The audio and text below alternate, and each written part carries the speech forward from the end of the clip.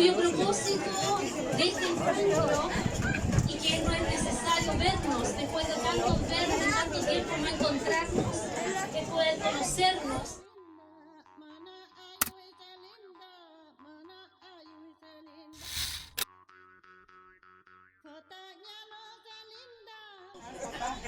Ahora sí. Mari, Sulaiman, facendo con la takumi medicina la web, la silla mano, deseo, sí, con la pieza de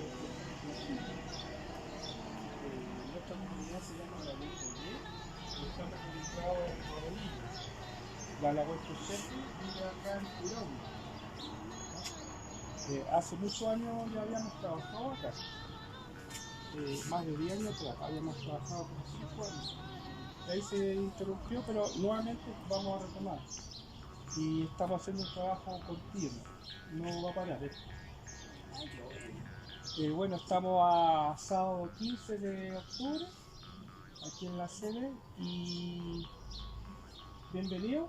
Y que les vaya bien nuevamente en la medicina. Como ya había hablado anteriormente, el 50% es la fe.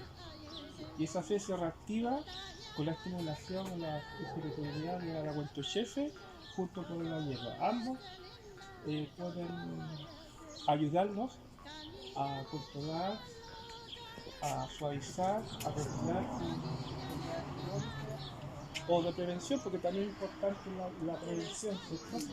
Así que vamos a esperar a que nos atiendan a cada uno.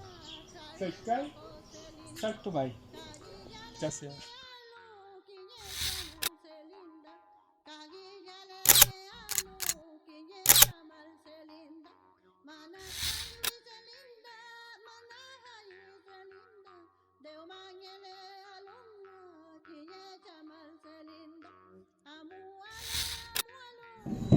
Mari, buenas tardes, Compuché.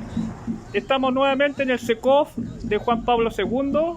Estamos a viernes 21 de octubre para realizar un trabajo de medicina mapuche en la web.